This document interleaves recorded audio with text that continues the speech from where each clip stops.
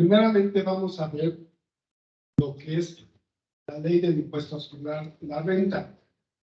Es una ley que ya tiene 102 años de aplicarse, no es nueva. Entonces, y la ley como tal tiene una tabla. La tabla puede ser semanal, cada 10 días, cada 15 días, mensual o anual. Pero aquí lo más importante de todo esto es primero que cada uno de ustedes pudiera tener su CFDI. ¿Qué es el CFDI? Es el documento que está cargado en la nómina de recursos humanos y es una constancia fiscal. Ese es el CFDI. Entonces, primeramente, todos estamos bajo este concepto, sueldos y salarios, salvo algunos que tengan una doble actividad y todos vamos a ser personas físicas. Las personas morales son empresas, nosotros somos personas físicas y entramos bajo este concepto. ¿Le podemos cambiar a la siguiente lámina? Entonces, aquí está lo que es la ley del impuesto sobre la renta. ¿Sobre qué nos vamos a basar para poder hacer nuestros cálculos respectivos? Sin este documento no podemos hacer nada. Incluso el propio gobierno tampoco podría hacer nada. No podría retenernos nada, absolutamente nada. Y aquí nos marca el tope máximo para comenzar a hacer nuestra declaración anual, 400,000 pesos. Y todos los que ganen más de esa cantidad están obligados. Pero también hay una contradicción. Por otra parte, nos dice que si tenemos un solo patrón y tenemos más de 400,000 pesos, no podemos declarar, salvo que tenga un impuesto a pagar en esa declaración. ¿Y por qué dice que tenemos un impuesto a pagar? Si el cálculo que hizo el patrón es indebido, por obvias razones, va a salir un impuesto a pagar a cada uno de nosotros. Y ahorita vamos a ver el ejemplo bien claro. Cómo la universidad, así lo digo abiertamente, por lo menos este año, es el peor de todos que he visto en cuanto al pago de ISR de todos los trabajadores. De tal manera que incluso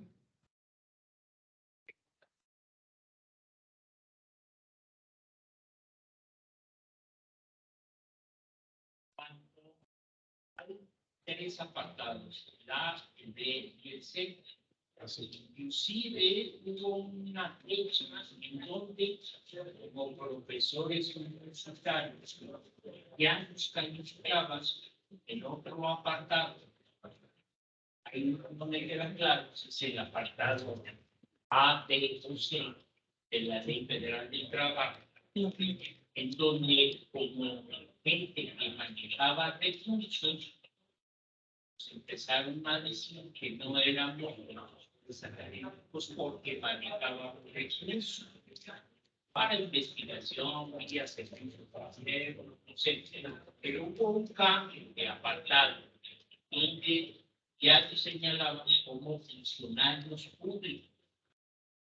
No recuerdo exactamente qué fecha estamos a hacer declaración de impuestos, empezamos a hacer una serie de cosas que antes no hacían, pero fue a partir de que nos cambiaron de apartado. Recuerdo en la Ley Federal del Trabajo. No. La Ley Federal del Trabajo habla solamente de personas físicas, no de cargos.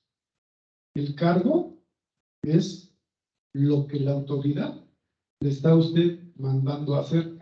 No importa si maneja o no recursos económicos.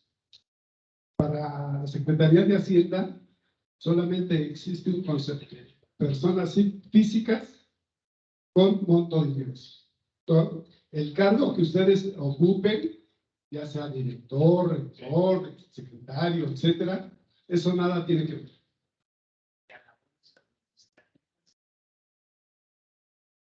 Eso nada que ver. Todo eso queda fuera. Lo único que le interesa es, ¿eres persona física o persona moral? Tu ingreso es 400,000 pesos o más, estás obligado. Pero si tienes un patrón, no estás obligado. Por eso te digo, hay una contradicción ahí. Por un lado me dices que sí, pero por el otro lado me dices que no. Pero además ahí me dicen, si tienes los CFDI expedidos por tu lugar de trabajo, no estás obligado, aunque rebases el tope de los 400,000 pesos. Sobre esos aspectos son los que tenemos que basar para saber si podemos o no podemos. En determinado momento sí nos conviene hacer una declaración, porque si tenemos gastos personales que son deducibles del impuesto, nos conviene porque vamos a tener un saldo a favor. Ese saldo a favor lo podemos recuperar o lo podemos dejar para unos futuros años. Tenemos hasta 5 años para recuperar el saldo a favor. Entonces, lo podemos arrastrar en este sentido.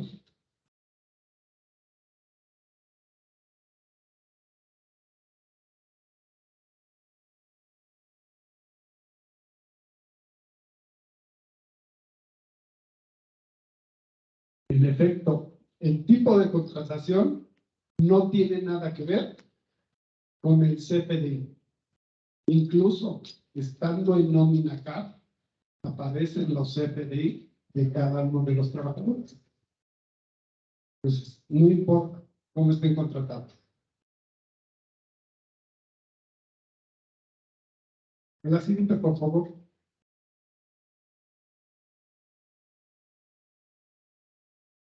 Estas son las tablas.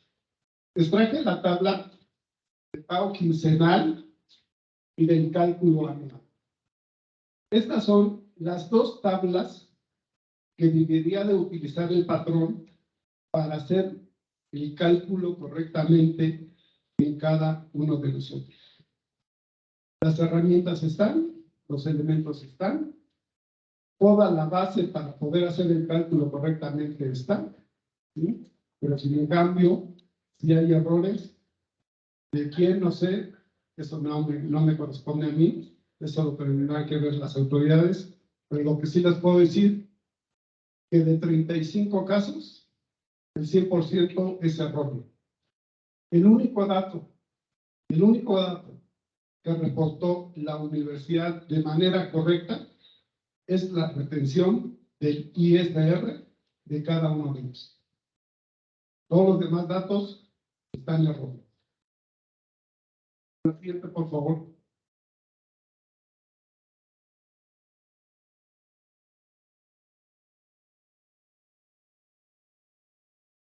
Esta es la tabla de anual.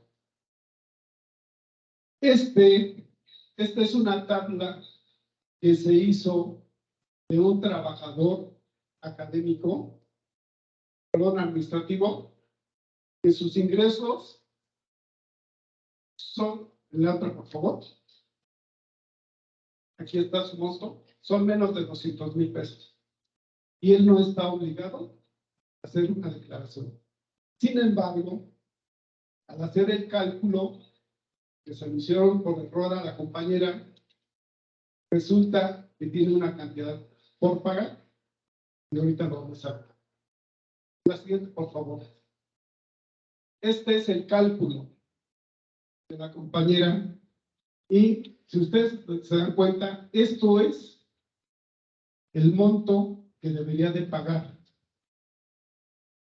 ¿Por qué? Porque la universidad no le descontó correctamente esta cantidad. Y al no haber hecho el descuento correctamente, ella tiene que pagar eso, pero no está obligada. Por el momento no está obligada, ¿por qué? porque sus ingresos son muy inferiores a lo que marca la ley. Entonces, si hubiera alguna situación, la responsabilidad puede recaer en la universidad al hacer un cálculo indebido.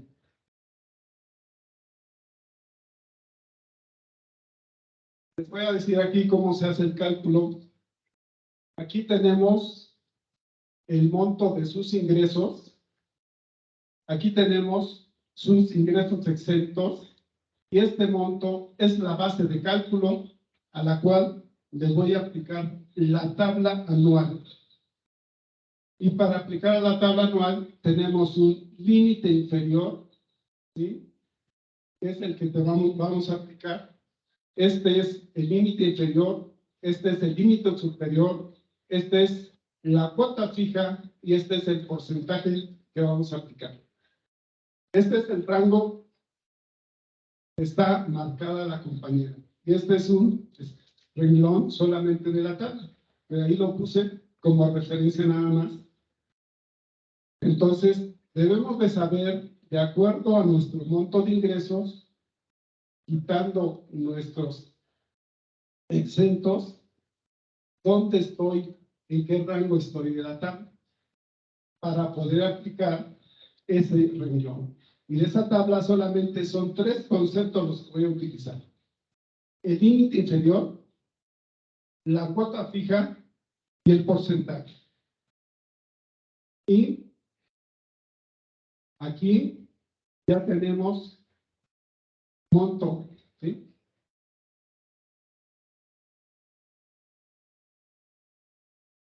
Menos límite inferior de excedente. Sobre este excedente vamos a aplicar el porcentaje de la tabla que está aquí arriba. Este nos va a dar un impuesto marginal y a nuestro impuesto marginal le vamos a sumar el impuesto que está como fijo, que es este monto. Entonces, este es el impuesto anual que tenemos que pagar por este ingreso que tenemos en la parte superior. Y como les decía, como el cálculo estuvo mal hecho, ella tenía que pagar 1,263 pesos. Entonces, ¿qué es lo que opté de manera personal?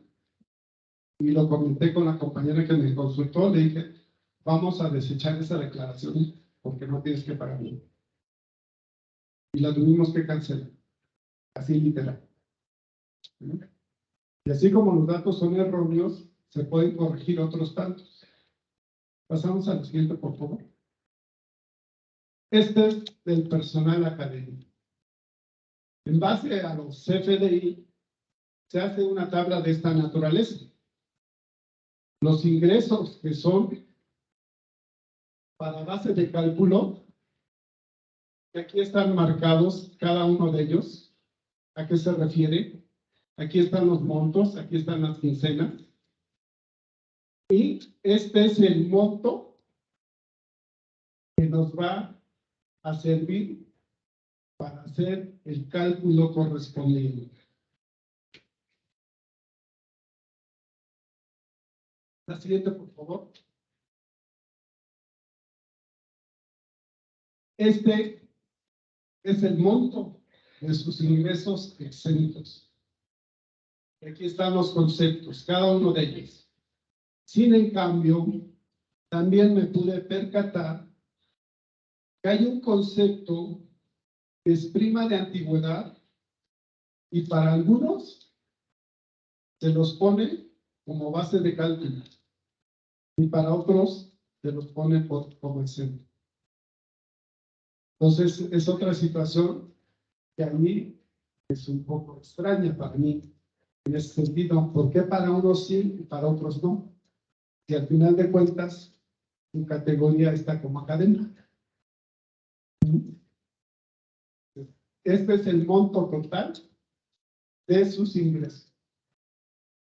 Si pudieran haber anotado la cantidad de la página anterior, se darían cuenta Al restar los exentos, me va a quedar exactamente la base de cálculo de la hoja anterior. Y ahorita lo vamos a ver. Aquí son 79,000.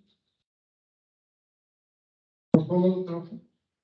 Este ya es el cálculo.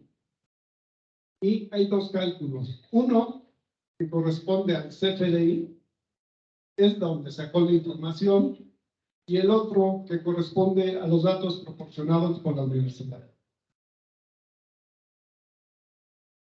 Este es el monto total de ingresos, su monto total de exentos y su base de cálculo que está aquí.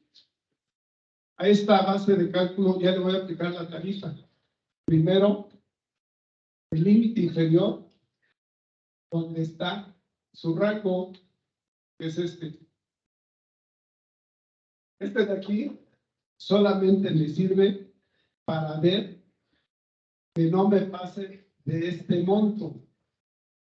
Si yo me paso de este monto, ya entro al otro rango. Entonces, el restar del límite inferior me va a quedar el excedente. A este excedente le voy a aplicar el porcentaje que tengo aquí y me va a dar mi impuesto marginal. A este impuesto marginal le vuelvo a sumar mi cuota fija que está marcada en la tabla y este es el impuesto que tengo que pagar anualmente. Como la universidad solamente me retuvo esto, aquí está lo que retuvo, tengo que pagar 1,487 pesos.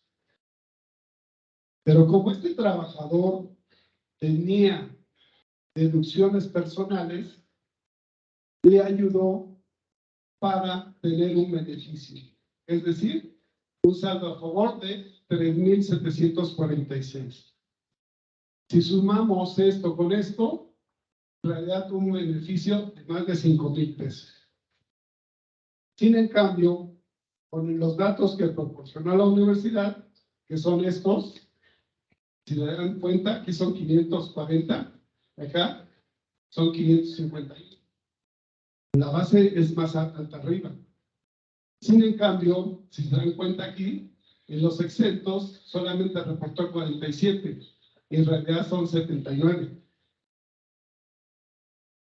Esa es la gran diferencia. A mí me conviene tener más exentos, porque me baja mi base de cálculo. Por lo tanto, el impuesto que voy a pagar va a ser menor. Con todo este cálculo, él tuvo que pagar 6,613 pesos. No había vuelta de hoja.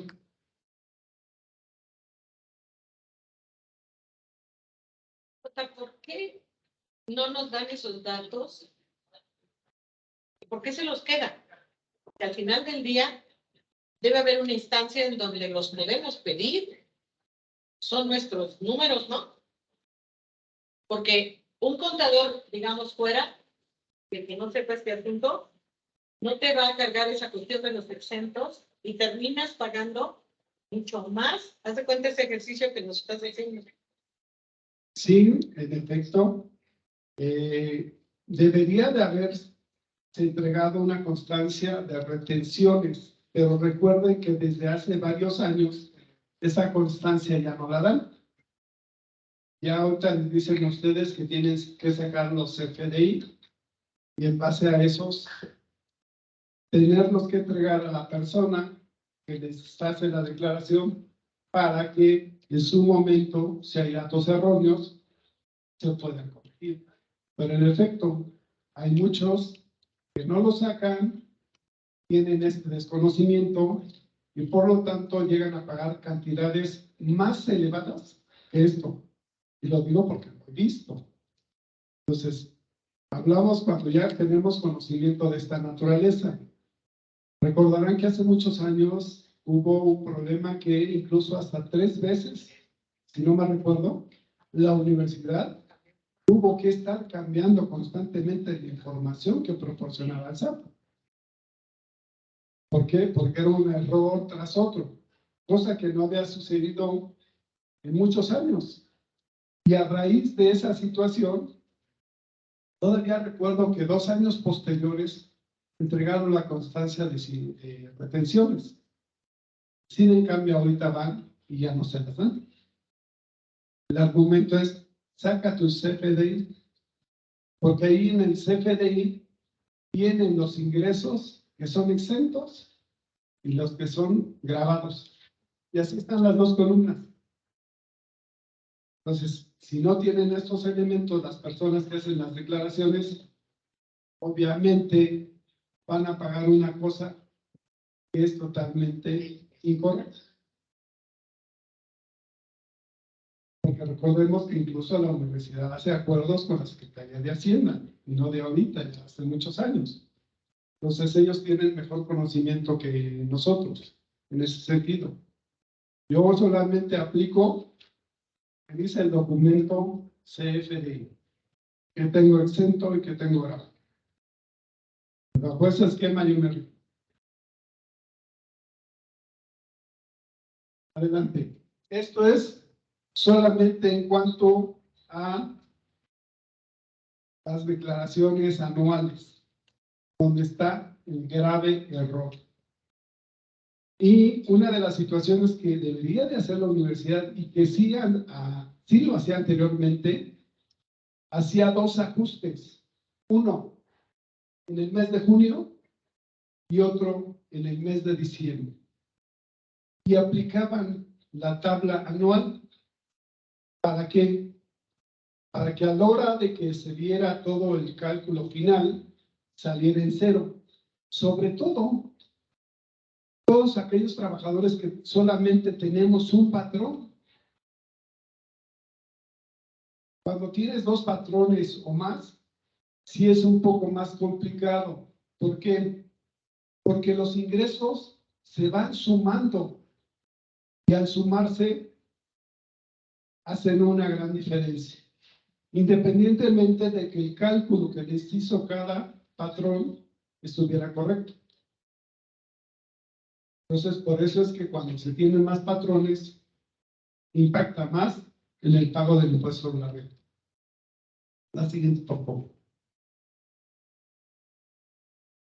Estos son otros ejemplos del CFDI y de lo que reportaron al SAT.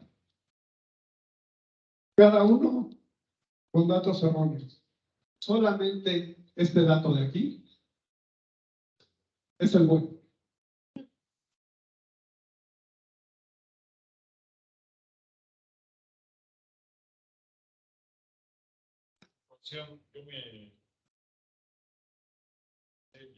Yo me pregunto, con tantas personas que estamos inmersos ahí en este tipo de problema, ¿ya lo sabe la universidad o no lo sabe?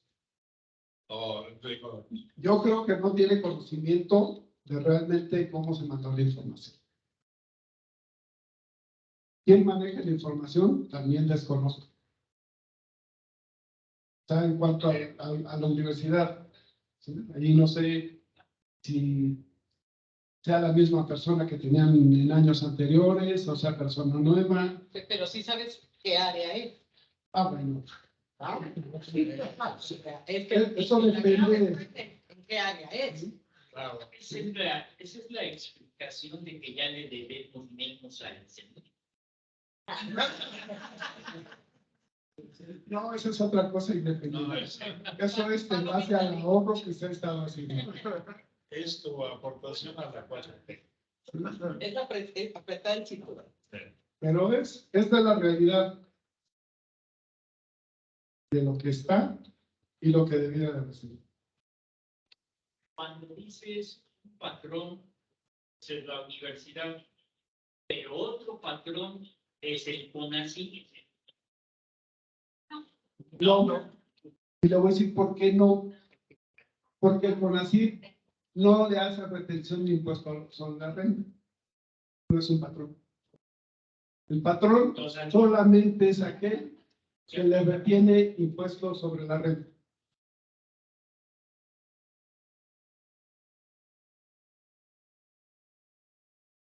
Patrones solamente será para los trabajadores que están en el CONACYT. Para todos los demás, no.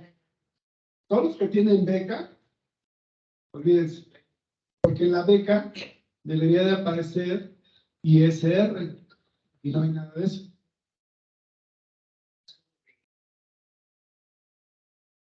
Tampoco, tampoco, tampoco. E incluso ni siquiera están reportados esos aquí. No, si estuvieran reportados aquí, lo que es la beca PROE y PROI, esto estaría muy elevado. Y lo digo con conocimiento de causa.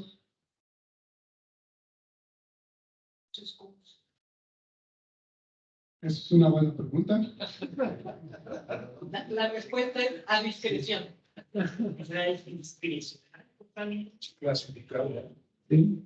Formación clasificada. Eso no está ahí. En el CPDI viene la parte de PROE y del país. No, ni siquiera existe.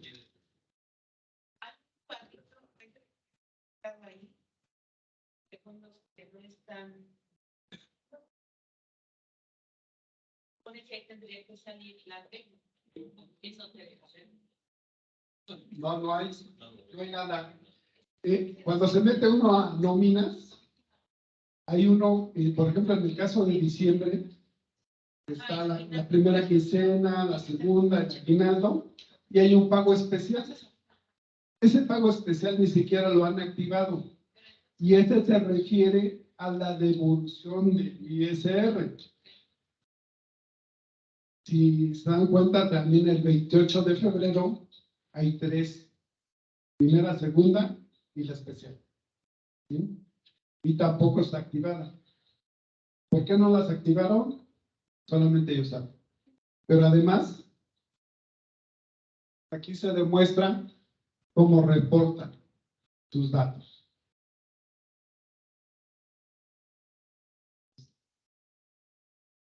Y yo les aseguro, así, sin temor a equivocarme, que el 100% de los trabajadores tienen errores en esta información.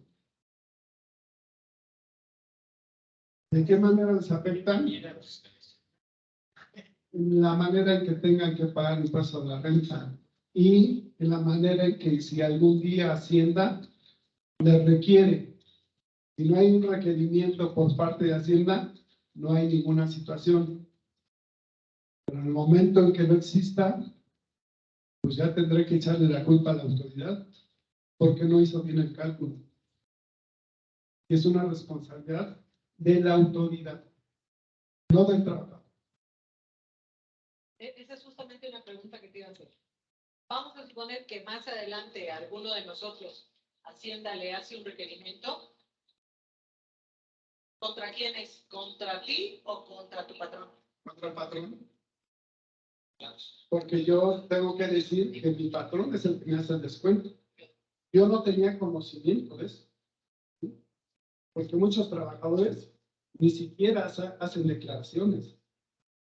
Imagínense un trabajador que gana a lo mejor 120,000 pesos y te hacen un requerimiento, va a decir, ¿qué? Si yo nunca he hecho un cálculo, nunca he hecho una declaración. Entonces ahí la responsabilidad principal es del patrón.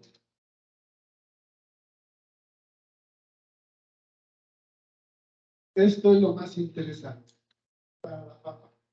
Ahorita, luego vienen los administrativos. Antes conta de que empiece esa parte. Esa parte exenta, por ejemplo, ahorita que ya se dio cuenta usted de dónde está el problema, ¿nosotros podemos reclamarle a la universidad? Claro, claro que lo pueden hacer. Decirles que reporten la información correctamente. Porque al final de cuentas, los afectados somos cada uno de nosotros. Pero ahí tendríamos que hacer el cálculo nosotros del CDFI para saber de lo que tenemos que sí se puede exentar y mostrarle lo que ellos nos reporten. Así es. Pero como ya hizo la declaración, ahora tienen que hacer una declaración complementaria para ver qué es lo que reportó la universidad. O sea, entre comillas, y les voy a decir por qué. Cuando yo hago una declaración complementaria, me aparecen nuevamente los datos que reportó la universidad. Y esa declaración complementaria dura 30 días en el sistema. Si no, yo no la envío de manera automática, se cancela. Entonces, por eso les digo, pueden hacer ese esquema y ver qué es lo que tengo de mi CFDI y qué es lo que reportó la universidad. Y entonces ya en base a lo que yo tengo, ya puedo decir. Pero si fuera, yo les aseguro que si fuera la gran mayoría que hubieran hecho modificaciones a la declaración anual, porque incluso ahí en la declaración anual te pregunta sí o no estás de acuerdo en la información que proporcionó la universidad. Si tú dices que sí, estás aceptando, sin conocer realmente lo que pasó, de esto de que está casado, de lo que vimos hace un rato. Pero también te da la oportunidad de poder corregir en un futuro eso que desconocías en base a la declaración complementaria. Y si pagaste una cantidad, pues ya vas a tener un saldo a favor. No te lo van a regresar, pero va a quedar como saldo a favor. Entonces eso sí lo pueden hacer. Ahora, en cuanto al cálculo de finiquito para un académico, el académico normalmente tiene 5 conceptos aparte del sueldo, ¿sí? Dependiendo en la quincena que se vaya, son los conceptos que van a utilizar. Porque una quincena les viene fondo de ahorro y en otra quincena les viene ayuda de transporte. Entonces, dependiendo la quincena, van a agarrar ese talón y el monto que tienen hasta el final, que son los ingresos de su talón, eso lo van a dividir entre 15 días para que les dé el salario diario integrado.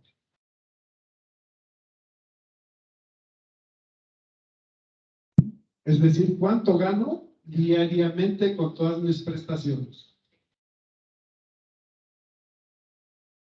Posteriormente, le voy a aplicar la cláusula 29 del contrato colectivo de trabajo. Ahí vienen 3 conceptos, si no me recuerdo. Yo estoy aplicando aquí uno que es de 42 años. Y nos dice que son 18 días por 42 años, me da un total de 756 días. Y lo multiplico por el salario diario integrado, que son 2026. Este es el monto que me ha dado. Solamente de ese concepto. Después me voy a la cláusula 60, que también aquí me dice, hay 3 renglones también, dependiendo los años de servicio. Como este ya rebasó el tope, le dan 190 días, ¿sí? Pero aquí es diferente el cálculo. Aquí solamente toman como referencia el sueldo base.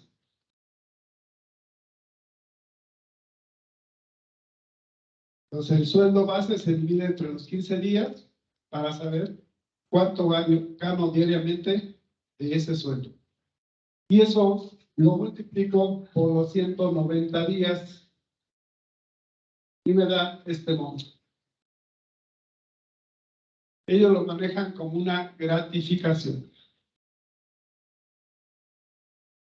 Posteriormente, la cláusula 43, que se refiere al aguinaldo. Una recomendación que yo siempre he hecho es, la mejor fecha es el 31 de julio para que tengan cubierto el 100% de aguinaldo. En caso contrario, si se van antes, solamente es la parte proporcional para que lo analicen. Y esta parte sí es sobre el salario diario integral. Y este es el monto de los 60 días. Sumando los tres conceptos, este es el finiquito total de un académico. Después les mando la hoja con el doctor Jorge, porque aquí no se ve muy bien. ¿Sí?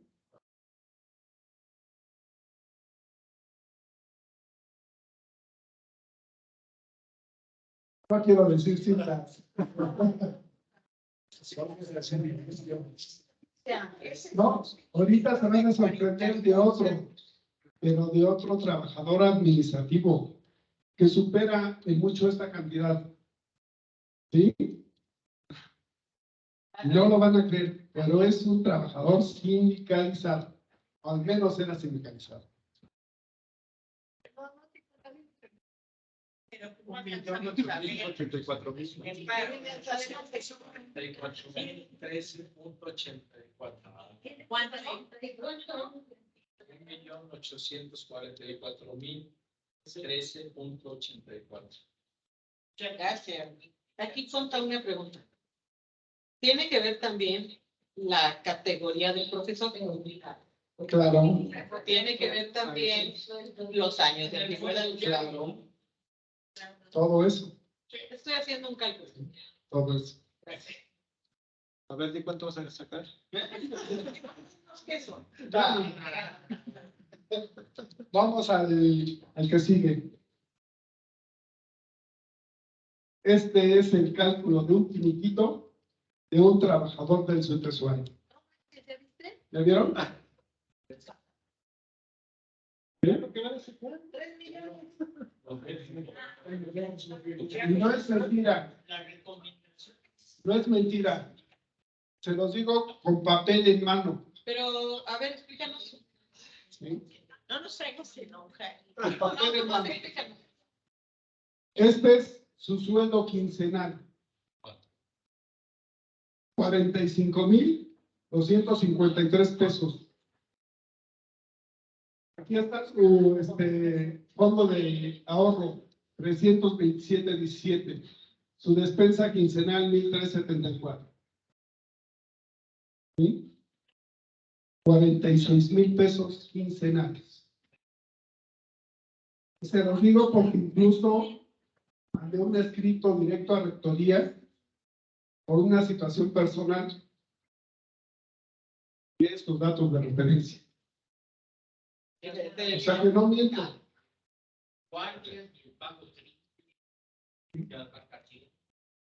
Trabajos especiales. Es más, les voy a decir qué hacía. Ah, caray. Cobraba sin trabajar. Así literal se los digo. Lo que querían saber, ya lo saben. Yo sé que esto no le gusta a la autoridad y no le gusta que hable las cosas como son, pero lo tengo que decir. La pregunta sería que le gustaba. Ahí está lo que él recibía. Y son tres conceptos menores que los académicos. No, afortunadamente no. Es más, hay un velador, por no decir otros, que gana, No, para nada. por lo menos hasta donde yo conocía, más de 40,000 pesos al mes. Me estoy hablando de un velador. ¿De aquí de Clínica? No, de otra dependencia. Es que vela por la universidad. Pero fíjense los tres conceptos que son tan pequeños, pero que hacen una gran diferencia. Simplemente todo está en base a salario integrado. El finiquito para un trabajador sindicalizado, todo está dado en salario diario integrado. Esto es 3,000 pesos diarios. Aquí están, 792 días, 60 días de aguinaldo, 195 días, que corresponde a 6 meses y medio. A lo que ustedes dan la gratificación, a nosotros nos dan esto. Aquí están los montos. Por eso les dije que se iban a sorprender. Ya se comió. Es más,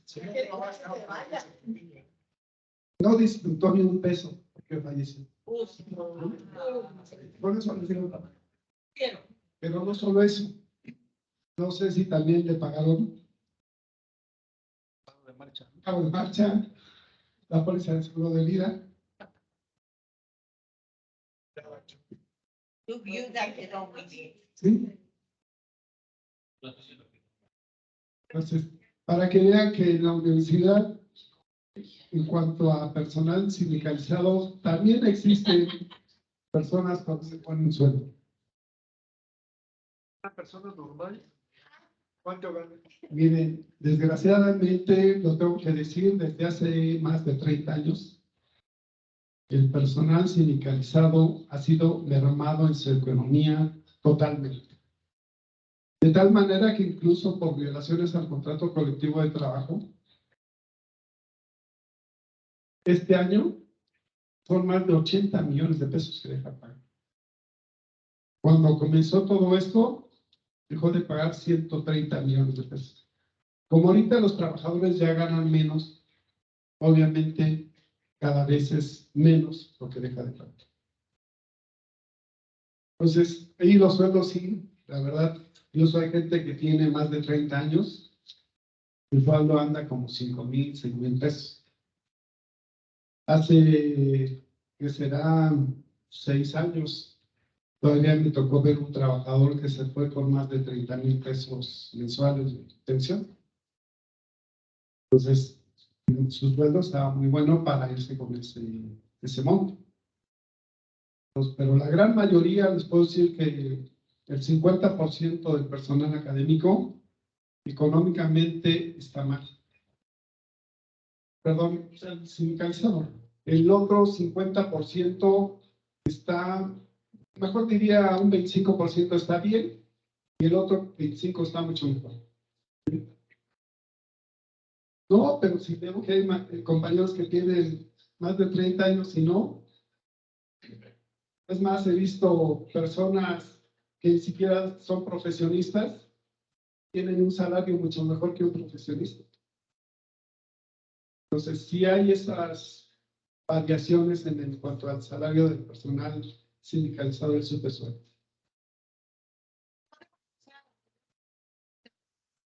Bueno, Eso es lo que dicen los números, pero a eso, ¿qué porcentaje de impuesto le quitan? aquí no sabría decirles porque el cálculo que ellos hacen es totalmente diferente a lo que marca la Ley Federal del Trabajo. En cuanto, de acuerdo a lo que yo he investigado, hay uno que nos dice que son 90 días de salario mínimo que están exentos por cada año de servicio. Entonces, por eso les digo, ahí sí no les mentiría porque desconozco cómo va. Con eso no te vas. No, le bajan. ¿Sí? Y otra pregunta. ¿El pago de eso es en una sola exhibición? Tiene que ser en una sola exhibición. Depositado a una cuenta. Depositado a través de transferencia o con un cheque nominal. ¿Y después de cuánto tiempo de que renuncias? Aquí, O sea, cuando se termina pagando desde ese mismo. es variable. ¿Por qué? Porque depende de la situación económica que se encuentre en la universidad o el patrón. Si las condiciones económicas están bien, en 30 días, máximo 45, pueden ya tener su pago. ¿Sí? Es lo ideal. Hubo una persona que conocí de aquí de la facultad, le dieron su pago después de un año, así literal. Incluso me habló, porque además le habían hecho un cálculo sin descontarle impuestos sobre la renta. Pues después se lo modificaron porque ya había descuento. Pues, ese es un grave error, pero bueno, ya habían hecho un cálculo. Entonces, 45 días es lo más correcto. Y es en un solo pago. Pero se convierte como en un acto de fe, ¿verdad? Porque tú das tu renuncia y eso queda como efectivo. Sí, porque al final de cuentas, para poder hacer un cálculo, primero tiene que estar la renuncia. Si no hay renuncia, no hay cálculo.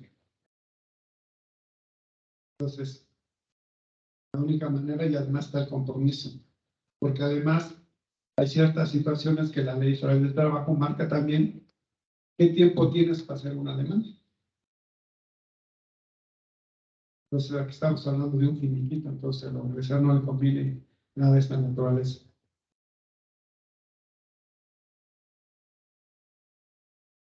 ¿Algo más?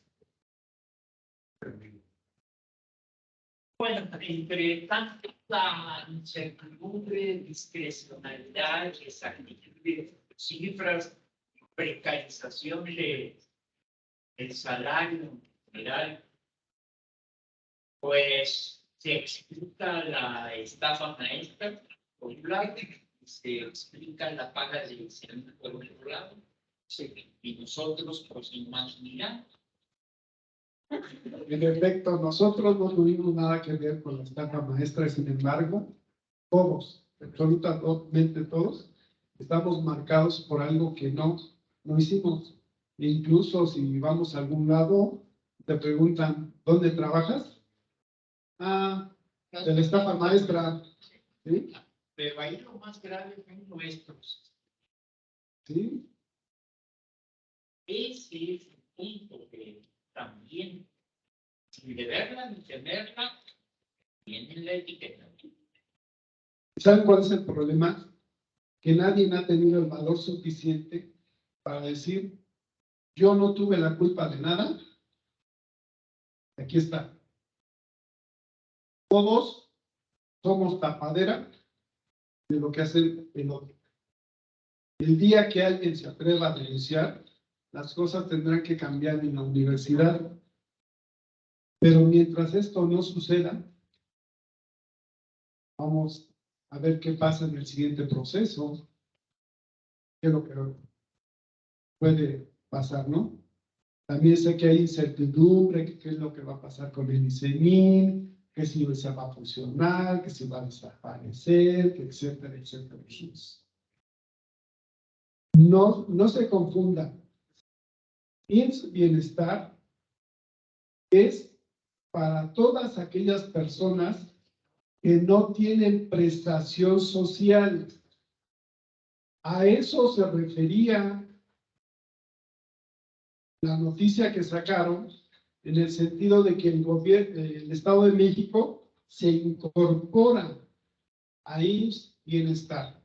De tal manera que ahorita, si no me recuerdo, son 13 estados los que están bajo este esquema. ¿Por qué? Porque la federación le da al gobierno para que atienda a este tipo de personas que no tienen seguridad social. En el caso del ICEMIN, no puede desaparecer así nada más porque sí, tampoco. Primera, hay una ley, fue a través de un decreto, pasó por el Congreso, pues no es fácil.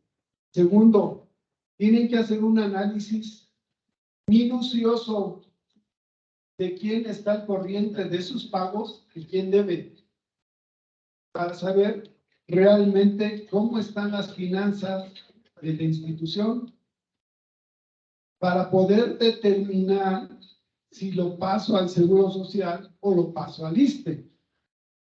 Pero eso, por lo menos desde mi punto de vista, no va a ocurrir. ¿Por qué? El presidente está preocupado porque los trabajadores tengan mejor pensión, porque hay pensiones que son muy bajas. Entonces, Él le preocupa que todos tengan un buen ingreso para que puedan sobrevivir. El Seguro Social tiene pensiones mucho más elevadas que las que pagan aquí en el ICEMI. ¿Sí? No, no.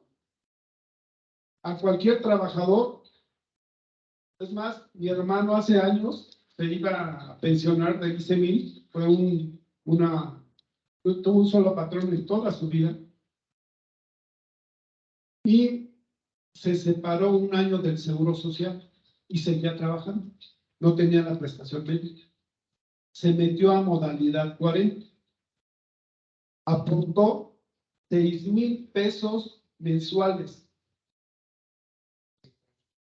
No, 72,000 pesos lo que pagó en el año. Cuando le hicieron su cálculo primero, le daban 13,000 pesos. Con la modalidad 40, llegó casi a 30,000. La inversión en medio año estaba recuperada. Esa es la ventaja que tiene ahorita el Seguro Social, que existe todavía la modalidad 40 para todos aquellos trabajadores que en su momento cotizaron al Seguro Social y que pueden incluso tener una media pensión solamente teniendo 500 semanas cotizadas. Entonces, todo esto, para que vean que no es tan fácil el cambio de una institución a otra.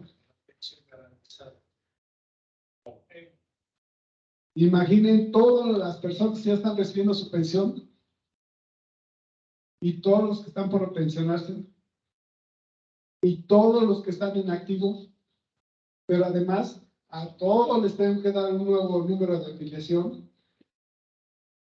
Es fácil. O sea, decir y hacer y comentar. Algo más. Situaciones, estamos ante ciertas situaciones como que anulan las normas oficiales mexicanas y no hay ahorita quien responda por cáncer cérvico-uterino, por cáncer de mama en los individuos que no tienen seguridad social. Son una serie de cambios que te crean un verdadero caos, desorden, incertidumbre. No sabes. De hecho, incluso nosotros como afiliados también padecemos eso. Pero ¿qué es lo que pasa cuando no tienes una debida prestación y que ya la solicitas? Cuando esto ocurre, tú puedes acudir a una instancia particular, solicitar la documentación correspondiente y después meterla al Consejo de Administración para que te hagan la devolución. Y sí, te la tienen que hacer. Yo hice esos trámites hace muchos años y me devolvieron el recurso. Hay personas que incluso estando en quirófano, la sacan porque no hay las cosas. O sea, tenemos muchas deficiencias en ese sentido y las cosas tienen que mejorar poco a poco. ¿Por qué? Porque incluso yo he hecho siempre el comentario y así ha sucedido a lo largo de muchos años. Cuando se viene un proceso de elección, de cambio de gobernador, sobre todo, se paraliza todo el esquema del instituto, muchos recursos son desviados, cuando nosotros no tenemos la culpa de nada de eso, e incluso sacan las finanzas para las pensiones para poder solventar toda esta problemática de la votación. ¿Y qué es lo que pasa? Como saben que van a quedar, pues ahí también se van tapando, ¿no? Entonces, así es. A nosotros los que nos debe preocupar básicamente, a cada uno de nosotros, es mi pensión, mi salud, la prestación del servicio. Eso es por lo que nos debemos de preocupar. ¿No? El finiquito, pues eso lo tienen garantizado, eso. Ya hay personas que se jubilaron y se los dieron en 45 días. Y un monto similar a este. Entonces, eso está garantizado.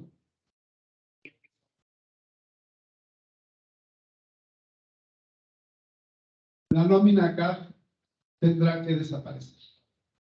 Muchos de ellos lo están pasando a nómina general.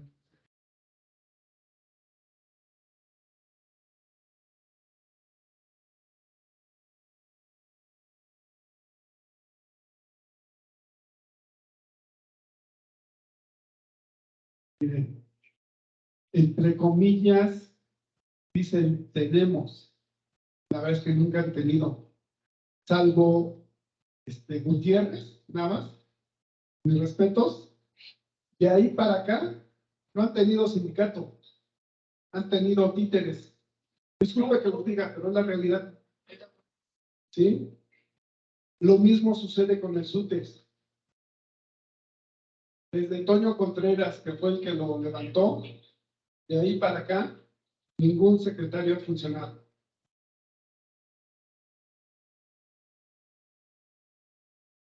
Yo dije sindicato, no. ¿Sí? No, de hecho, lo que dice Vale, cuando ustedes el sindicato es el que contrataba a la gente. Vas a buscar al sindicato para que necesite otras plazas, ¿no? Sí, entonces el sindicato hacía todo el proceso y repartía. Sí.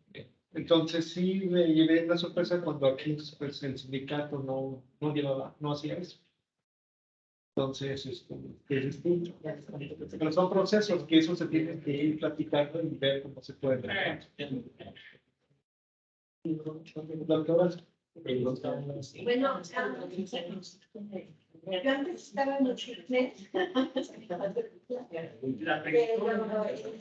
en la mesa de ambas, y es cuando hacíamos las invitaciones para el desayuno de Navidad o del Día del Maestro, teníamos un listado de 200 personas ahí inscritas en la administración central, y a los desayunos nos llegaban más de 100.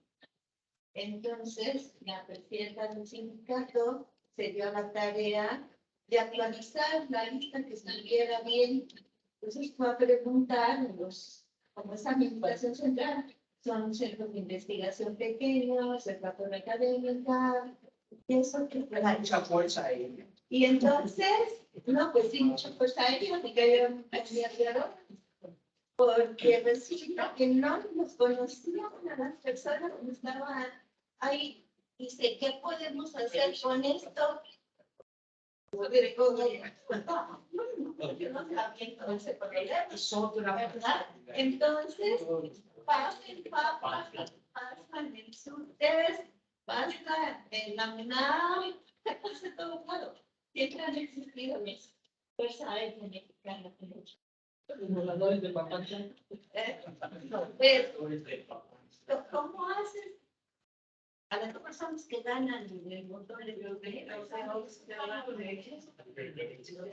No, la persona que les mencioné, que su finiquito es muy elevado, sí trabajó en la universidad, pero trabajó, si fueron, por lo menos que yo recuerde, 8 años, son muchos, y ahí en adelante cobraba sin trabajo. Y entonces por eso.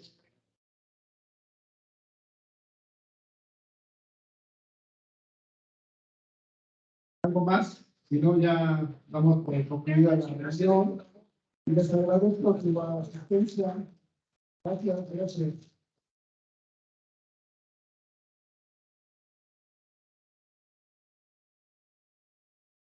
Nada más un anuncio para el viernes. Les comento que como somos casi 160 personas las que vamos a hacer trámites, se dividió en dos Entonces va a ser viernes y lunes. Ya les estaré avisando, yo creo que me voy a poner por Teams para que ustedes seleccionen el día y su horario. Va a ser citas por cada 8 minutos. ¿Sí? Y entonces los que van a hacer este trámite de actualización de credencial y lo de la carta testamentaria, tienen que anotar 2 citas. ¿Sí? Es por trámite la cita. ¿Sí? George, ¿qué hay que traer? Lo que dice tu. Ahí. Les mandé un... El requisito. ¿Perdón? No, los requisitos ya los mandé. Están en el de APA, Facultad de Química, ahí ya están los requisitos. Ya nada más chequenlo. Lo que sí, un favor enorme. Traigan efectivo para lo que es lo de el cambio de credencial. 239, por favor. Y los que van a traer a sus hijos, pues bueno, ya también traigan el dinero. Voy a tratar de que los que van a traer niños sean los primeros, ¿sí? Porque hay algunos que son niños chiquitos. ¿Y ahorita no puedes hacer nada de citas? No. Las citas a partir de mañana, ya en Google Forms van a poder colocar, bueno, va a ser en Teams, para que sea en tiempo real, ustedes vean, esta cita ya está de 5, de 10:50 así. Entonces ya van colocando y ya quedan esas citas ahí. ¿Sí? Ya para que vayan viendo cuáles son los horarios que quedan. ¿Sí? Entonces, nada más para que tengan esto pendiente. Y va a estar abierto aquí el auditorio. La unidad móvil va a estar aquí afuera. Pero va a estar abierto el auditorio por si X o Y razón llega a haber filas, pues no estaría en la fila. Están aquí. Y ya veré a ver si puede haber cafecito también. ¿Podría subir a Teams los requisitos? Y están en el de APA, en el WhatsApp de APA. Sí. Pero igual lo subo en el de Teams también para que se... No, para que no nos falte nada y Ya se den la cita. Sí. Ya se como las 2.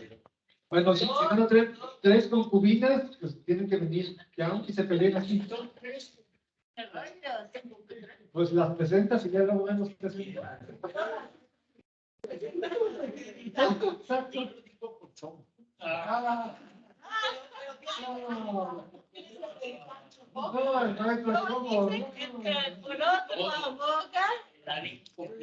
De 40 personas, no.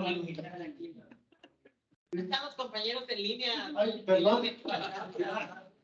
Compañeros, los que están en línea, como siempre, les agradecemos su presencia.